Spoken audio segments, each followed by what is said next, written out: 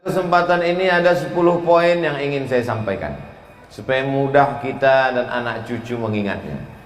Poin yang pertama, kuntu nahaitukum an ziyaratil kubur. Dulu aku melarang kamu ziarah kubur, kata Nabi. Dulu zaman awal-awal Islam dilarang berziarah kubur, karena waktu itu orang ziarah kubur hanya untuk sombong menyombong. Hai fulan bin fulan yang perang tak pernah luka. Hai fulan bin fulan yang kaya raya. Hai fulan yang fulan banyak harta, banyak kuasa. Itulah yang disindir Allah dalam surat Alhaakumut Takatsur. Kamu sombong menyombong hatta zurtumul maqabir. Sampai di kubur pun kamu tetap juga sombong menyombong. Tapi kemudian ketika ziarah kubur, turiqul qulub, melembutkan hati. Tudmi'ul ain, kalau sudah hati lembut meneteskan air mata. Tazkiratan lil maut, mengingatkan kepada mati. Maka hadis yang melarang ziarah kubur itu hukumnya mansukh. Mansukh artinya terhapus. Maka kata Nabi, fazuruha, silahkanlah kamu berziarah kubur.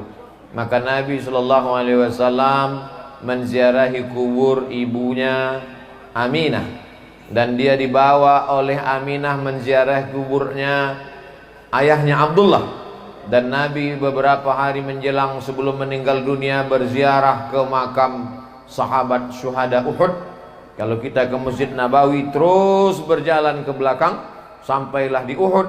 Nabi berziarah ke Uhud beberapa hari menjelang menghadap Allah Subhanahu wa taala, seolah-olah dia mengucapkan selamat tinggal kepada orang-orang yang ada di Uhud.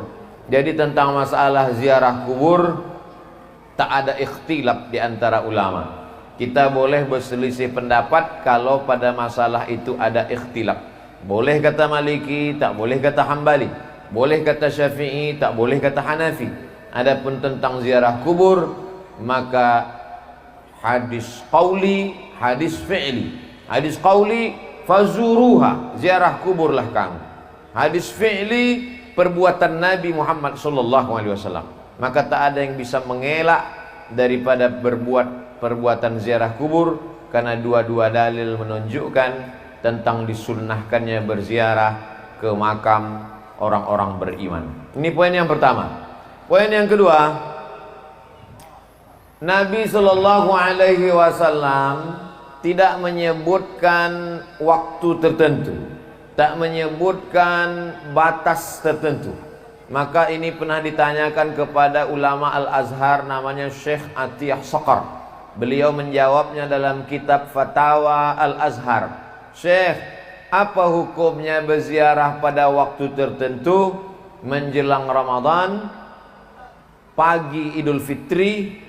Maka kata Syekh Atiyah Saqar, berziarah kubur itu hukumnya umum, maka berlakulah hukum umum.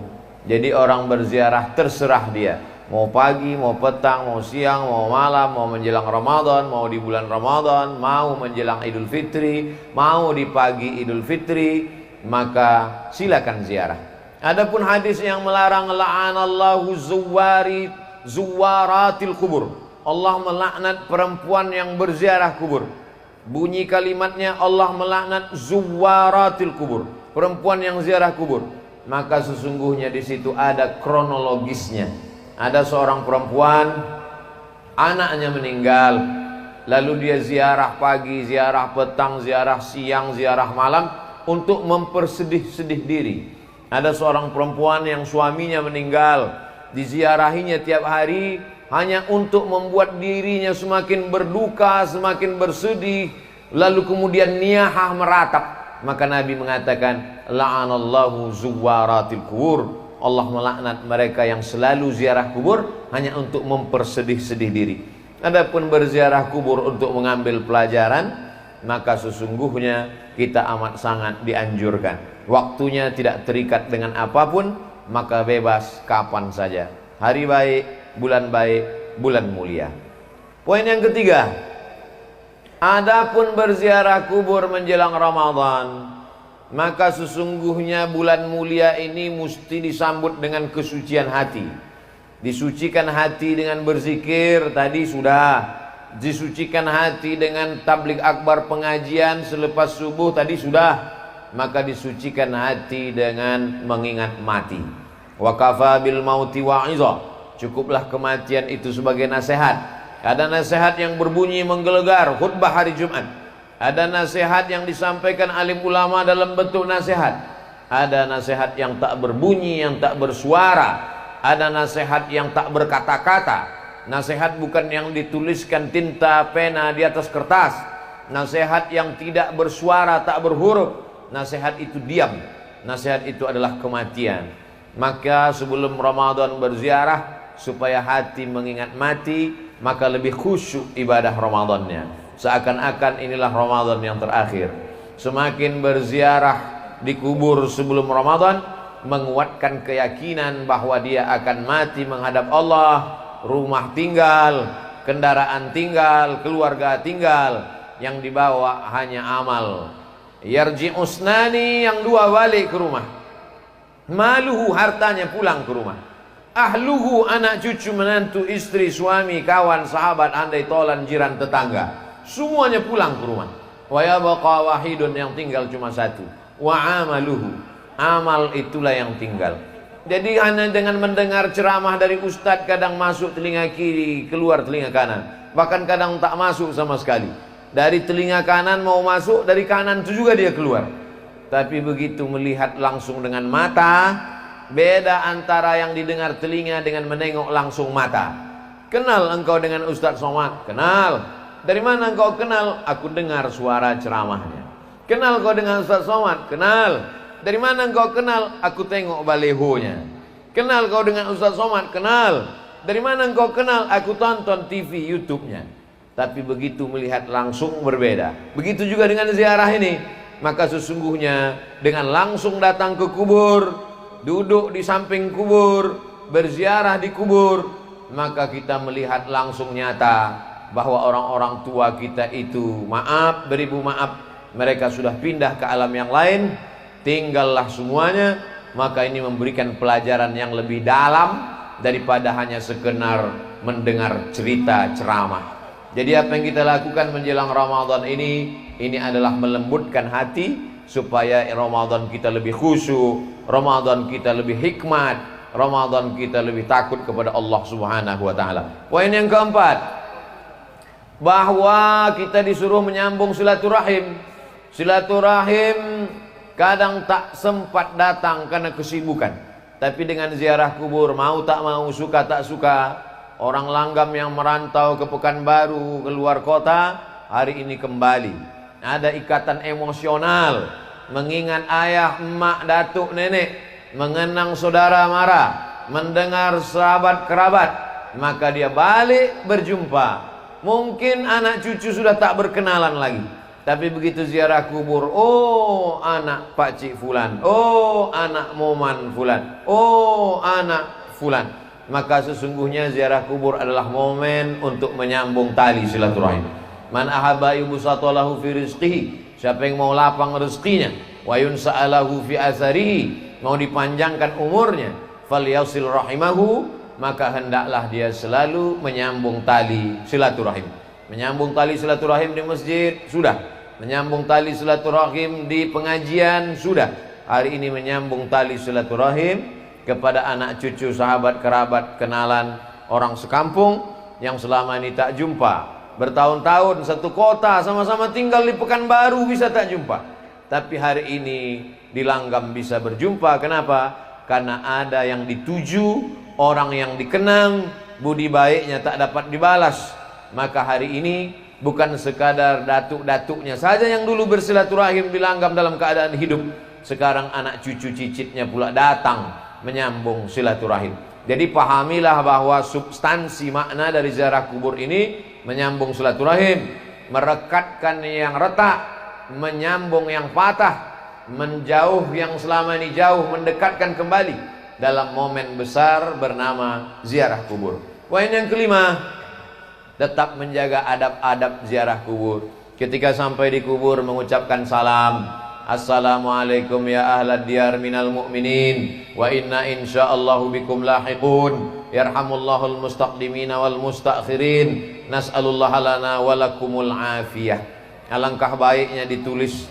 Ini ada pamflet di depan rapat masyarakat Kecamatan Langgam, tempat pemakaman umum Kelurahan Langgam. Tulisan-tulisan lambang Kabupaten Pelalawan, cantik indah. Cuma saya khawatir anak cucu kita tak tahu doa salam ke kubur. Cantik kalau kita tambah tulisan Assalamualaikum ya ahlad diyar minal mu'minin wa inna insyaallahu bikum lahiqun. Yarhamullahul mustaqdimina wal mustakhirin. Nas'alullaha lana walakumul afiyah. Rupanya tak ditulis karena orang Langgam sudah hafal semuanya.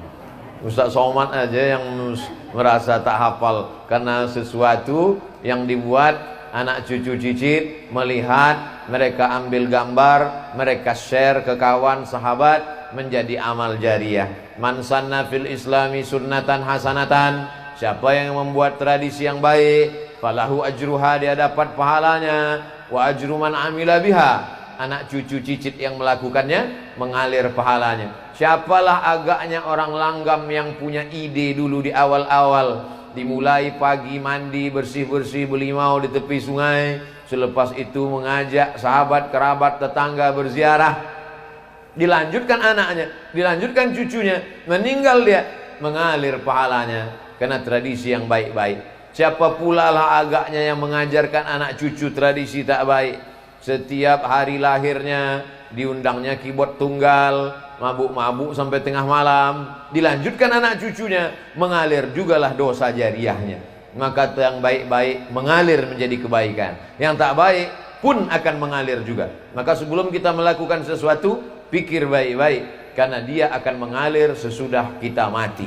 Alhamdulillah, hari ini kita sedang melihat bagaimana datuk nenek, orang tua kita dulu membuat sesuatu yang baik, mengalir sampai hari ini. Poin yang keenam, li ayyajlisa ahadukum ala jamratin minan nar, kamu duduk di atas batu dari api neraka, fatuhriqu thiyabahu, duduk di atas batu dari api neraka, apinya membakar baju sampai tembus ke daging, ke tulang, khairun, lebih baik, min an yajlisa ala qabrin, daripada melangkahi kubur. Duduk memijak, maka tetap kita jaga, kita tetap berada di tepi, samping kiri, samping kanan, bagian kepala, bagian kaki. Kalau nampak anak-anak kita ada menginjak, kita ajarkan. Lebih baik duduk di atas batu dari api neraka, terbakar kulit sampai tulang belulang, lebih baik daripada duduk di atas kubur.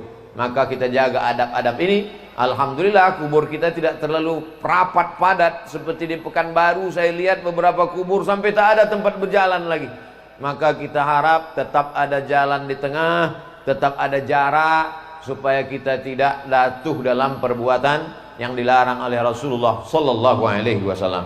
Lalu kemudian poin yang ke-7, habis ini nanti kita akan membaca surah Yasin, wal Qur'anil Hakim, innaka laminal mursalin. Sampaikah pahala bacaan kita yang akan kita baca ini nanti? Berkelailah antara yang membaca dengan yang tak mau membaca. Padahal yang membaca itu pun tak dapat membuktikan bahwa Yasinnya itu sampai. Dan yang mengatakan tak sampai pun tak juga bisa membuktikan bahwa Yasinnya itu tak sampai. Itu kata Ustadz Zul tadi, bukan kata saya. Yang mengatakan bacaan Yasin ini sampai, mana buktinya? Tak ada reportnya di SMS. Yang mengatakan tak sampai pun tak juga bisa membuktikan. Lalu kita bertengkar masalah apa? Dalil. Apa dalil imam yang mengatakan sampai? Kata yang mengatakan sampai, Nabi ziarah kubur, diambilnya pelepah korma, ditusukkannya ke makam. Sahabat bertanya, kenapa kau tusukkan pelepah korma ini ya Rasulullah? Kata Nabi, la'allallah an yukhaffifa azabahuma ma lam yaibasa. Selama pelepah korma ini basah, pelepah korma ini bertasbih, maka tasbihnya sampai kepada orang meninggal. Dari hadis ini kata Imam Nawawi, hadis ini ada dalam Sahih Muslim. Kalau kita baca Sahih Muslim, baca penjelasannya dalam Syarah Sahih Muslim, namanya kitab Al-Minhaj, Syarah Sahih Muslim Ibnul Hajjaj. Kata Imam Nawawi, kalau tasbih pelepah korma sampai, maka bacaan Quran orang beriman lebih utama, lebih sampai. Karena orang beriman lebih mulia dari pokok kurma. Jadi kalau ada orang mengatakan bacaan Yasin tak sampai, berarti dia mengatakan Abdul Somad lebih buruk daripada pelepah kurma. Kalau tasbih saja sampai, apalagi baca Quran. Baca Quran lebih mulia dari tasbih. Kalau tasbih pelepah kurma sampai, apalagi baca Quran Abdul Somad. Begitu kata Imam Nawawi dalam kitab Al-Minhaj, Syarah Sahih Muslim Ibnul Hajjaj. Jadi kita masalah dalil. Cara yang terbaik adalah menghormati pendapat orang. Ustadz yakin sampai, saya yakin sampai. Tiap malam Jumat saya bacakan Yasin untuk almarhumah, almarhum orang tua. Masalah bahwa ada berbeda pendapat, maka kita mengikut yang disampaikan oleh para ulama. Ati'ullah, taat kepada Allah, wa ati'ur rasul, taat kepada Rasulullah SAW, wa ulil amri. Ulil amri di situ kata sebagian ulama adalah ulil amri, para ulama yang mengerti dengan dalil. Maka kata Imam Nawawi dalam kitab Al-Azkar, wa in khatimul Qur'ana, kalau dibacakannya sekhatam Quran, fahuwa hasanun, paling elok afdal sekhatam Quran 30 juz. Kalau tak sanggup 30 juz, maka hatinya Quran. Likulli syai'in qalbun, segala sesuatu punya hati. Wa qalbul Quran Yasin, hatinya Al-Quran adalah Yasin. Itulah maka dipilih nanti Ustadz Somad, tausiahnya hanya 30 menit saja. Habis itu nanti kita akan baca Yasin wal Quranil Hakim. Tak sanggup juga baca Yasin, bagi yang hari ini datang terlambat, mau cepat balik ke Pekanbaru, bacakan Ummul Quran Al-Fatihah. Paling afdal sekhatam Quran. Nanti bulan Ramadan tiap malam 1 juz, 1 hari 1 juz. Habis sholat zuhur 2 lembar, habis asar 2 lembar, habis maghrib 2 lembar, habis isya 2 lembar, habis tahajud 2 lembar. 10 lembar 1 malam, 1 juz, 1 bulan khatam. Sesudah itu hadiahkan pahalanya. Allahumma awsil thawaba ma qara'tuhu. Tak bisa pakai bahasa Arab, bahasa Indonesia. Sampaikanlah pahala bacaan Quranku sekhatam. Tak sanggup sekhatam, baca hatinya Quran Yasin. Tak sanggup juga Yasin, paling pendek Al-Fatihah. Fatihah pun tak sanggup juga, hati-hati. Apa yang kita lakukan pada orang tua kita, itu yang akan dilakukan anak kita untuk kita. Apa yang kita lakukan hari ini, dilanjutkan oleh anak cucu kita. Orang yang tak mau mengirim, dikhawatirkan nanti setelah dia mati, anak cucunya pun tak juga akan mengenang dia sebagai balasan. Na'udzubillah. Poin yang ke-9, bahwa orang tua yang sudah meninggal itu macam orang hanyut di sungai. Orang yang hanyut itu semua dia pegang. Rumput yang lapuk pun ditarik. Orang yang hanyut itu semua dia tarik. Galah yang patah pun dia tarik. Begitulah mereka menunggu doa-doa dari anak-anak cucu mereka. Ustadz Abdul Somad kemari kan tak ada keluarga yang punya hubungan nasab di Langgam. Apa sampai doa Ustadz Somad nanti ketika mendoakan datuk nenek keluarga kami yang ada di Langgam? Sampai. Mana dalilnya?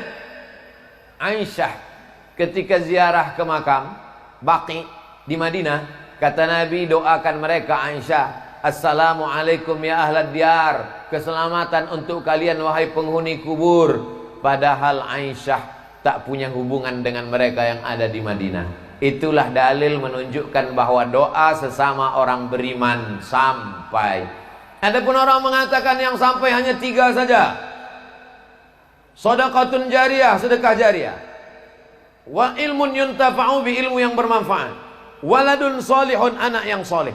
Maka sesungguhnya hadis itu bercerita bukan membatasi amal. Hadis itu cerita tentang amal kita yang hidup sesudah kita meninggal putus. Abdul Somad hidup, amalnya berjalan. Abdul Somad nanti bisa sholat, Abdul Somad nanti bisa puasa, Abdul Somad nanti bisa baca Quran. Tapi setelah meninggal dunia tidak lagi wajib, putus. Tapi ada amal yang tetap mengalir. Anaknya mengalir doanya, sedekahnya mengalir, yang jadi masjid, surau, langgar, musola, rumah Quran, rumah tahfiz, pondok pesantren, tanah wakaf. Ilmunya diamalkan jamaah mengalir. Jadi maksudnya amal kita mengalir. Adapun amal orang hidup kepada orang meninggal dunia, maka tak ada ikhtilaf. Kalaulah amal orang hidup tak sampai kepada orang meninggal dunia, maka tak ada solat jenazah. Karena solat jenazah itu adalah amal orang hidup kepada orang meninggal. Kalau ada orang mati menolak, jangan kau doakan karena doamu tak sampai. Kalau begitu nanti dia mati, jangan disolatkan jenazah, karena solat jenazah adalah doa orang hidup kepada orang meninggal. Abdul Somad meninggal dunia, lalu kemudian orang langgam datang mendoakan, Allahumma firlahu warhamhu wa'afi, Allahu Akbar, Al-Fatihah, Allahu Akbar, salawat, Allahu Akbar, Allahumma firlahu warhamhu wa'afi wa'afu anhu, Allahu Akbar, Allahumma la tahrimna ajrahu. Maka takbir kedua dengan takbir ketiga dengan takbir keempat, takbir yang pertama baca Quran, Al-Fatihah, itu menunjukkan Al-Fatihah sampai. Takbir yang kedua salawat, zikir, itu menunjukkan zikir sampai. Takbir ketiga keempat doa, itu menunjukkan doa sampai dari orang hidup kepada orang meninggal dunia. Karena yang sholat jenazah itu semuanya orang hidup, dan semuanya tak punya hubungan nasab kepada yang meninggal. Yang punya hubungan nasab, yang tak punya hubungan nasab, sama-sama sampai. Ini menurut argumentasi para ulama yang mengatakan sampai. Poin yang ke-9, bahwa tidak hanya amal badan yang sampai. Datanglah saat bertanya kepada Rasulullah, ummi matat, emak saya mati meninggal dunia, afa atasaddaqu anha, kalau saya bersedekah, sampaikah sedekah ini untuk almarhum almarhumah? Kata Nabi, tasaddaq, sedekahlah saat, sedekahlah saat, sedekahmu sampai untuk almarhum. Ayu sadaqatu afdal, apa sedekah yang paling afdal? Kata Nabi, saqyul ma, sedekah yang paling afdal adalah memberi air minum. Sedang air minum sampai, apalagi lah rebus jagung sampai. Dulu ambo dibawa Buya Fadli Rahman ke Langgam nih, dikasihnya waktu itu rotannya warna coklat, kini rotan lah hijau pula nampak. Sampai sedekah makanan sampai, maka siapkan sedekah makanan untuk buka puasa nanti, hadiahkan pahalanya untuk almarhum almarhumah, nanti tabung duit berkurban, hadiahkan pahalanya untuk almarhum almarhumah. Maka sedekah baca Quran sampai, baca Yasin sampai, begitu juga dengan sedekah kurban sampai, begitu juga kurban. Mana dalilnya kurban itu sampai, Buya? Nabi mengatakan waktu menyembelih, Allahumma haza an Muhammad wa ali Muhammad, kupotong kurban ini untuk Muhammad dan untuk keluarga Muhammad. Itu menunjukkan kurban pun sampai. Sedekah makanan, air minum, mana dalilnya sampai? Hadis Sa'ad, kata Nabi, tasaddaq, sedekahlah saat, sedekahmu sampai kepada almarhumah ibumu. Yang paling afdal saqyul ma, memberikan air minum. Air minum satu botol habis 600 ml, tapi ada air minum yang tak habis-habis. Apa dia? Itulah tadi peresmian toilet kamar mandi. Ustaz Somad sebelum ziarah dipersilakan singgah dulu. Kata saya, wudhu saya belum batal lagi. Ini wudhu seremonial. Karena ada orang Langgam yang bersedekah toilet, WC 2 pintu, lalu kemudian keran air wudhu, lalu kemudian saya pun berwudhu di sana untuk membangkitkan syiar. Karena gambar Ustadz ini nanti akan dilihat oleh orang Langgam, supaya mereka pun akan berpikir, yang merantau dia semakin semangat cari duit, tapi tujuannya bukan mengejar dunia. Dia akan balik membangun rumah Quran, dia akan balik membuatkan wakaf WC, wakaf tempat wudhu, sampai hari kiamat orang berwudhu di tempat wudhu tadi. Tak tahu tak siapa membeli semennya, tak kenal saya tak siapa yang membuat, sampai hari ini tak tahu saya siapa yang membuat tempat wudhu tadi. Tapi nanti yang bersebaran fotonya, foto Abdul Somad sedang berwudhu di Langgam. Maka lama-lama memang datang comeh ambo dalam hati. Abdul Somad tanda tangan masjid secara seremonial, wudhu secara seremonial. Ambo khawatir nanti kata malaikat, Abdul Somad silakan masuk ke surga secara seremonial gitu. Maka tolong doakan supaya hati selamat dari riya, supaya kita semuanya masuk surga tidak secara seremonial, tapi masuk kekal selamanya sampai anak cucu kita jumpa dengan Nabi Muhammad sallallahu alaihi wasallam. Bagi yang duitnya banyak, habis Covid corona nanti dia pergi haji.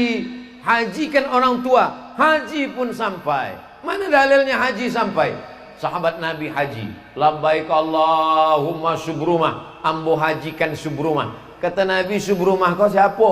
Subrumah akhi, saudaraku. Kau hajikan subrumah? Ya. Kau udah haji atau belum? Belum. Kata Nabi, hajikan dirimu dulu, baru hajikan subrumah. Itu orang dulu. Orang dulu lebih mau menghajikan saudaranya sampai lupa dirinya. Orang sekarang haji bolak-balik, lupa saudaranya. Maka sesungguhnya Quran yang kita baca sekarang sama dengan Quran yang dibaca Nabi. Hadis yang kita baca sekarang sama. Bedanya adalah perasaan dalam diri kita. Maka haji sampai, kurban sampai, sedekah air minum sampai, bacaan doa sampai. Nanti kita akan tahlil la ilaha illallah, la ilaha illallah. Sampaikah tahlil kita itu? Sampai. Mana dalilnya? Tasbih pelepah korma sampai. Ada yang lebih afdal daripada tasbih, afdalu zikri la ilaha illallah. Kalau tasbih subhanallah subhanallah subhanallah sampai, maka tahlil la ilaha illallah pun lebih utama untuk sampai. Beda anak kandung sama anak orang lain. Kalau anak kandung, bapak-bapak, ibu-ibu yang hari ini ziarah ke makam ayahnya, ke makam amaknya, cucu yang ziarah ke makam datuk, otomatis sampai.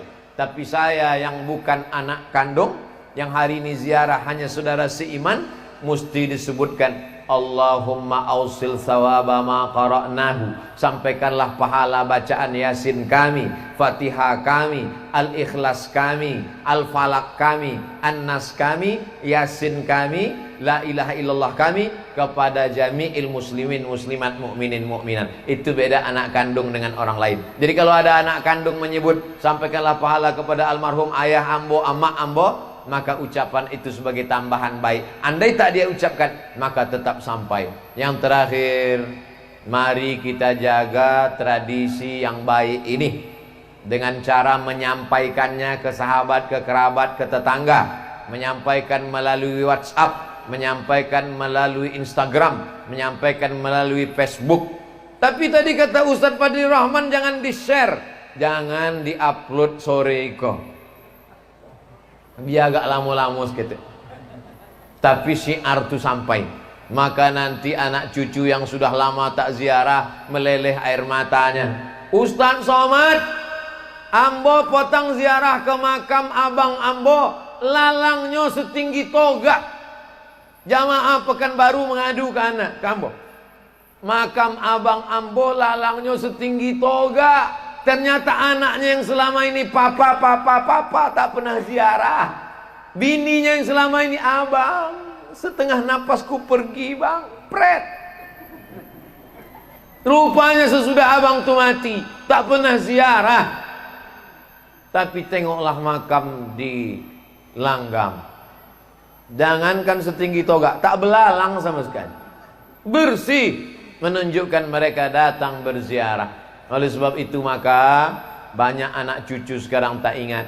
Kalau dia ingat tentu akan terbayang wajah emaknya, wajah ayahnya. Tak jadi dia pakai narkoba, tak jadi dia mabuk, tak jadi dia berzina, tak jadi dia mencuri. Kenapa? Ingat dia, amalku ditonton, diperlihatkan oleh datuk ayah emak yang sedang berada di alam barzakh.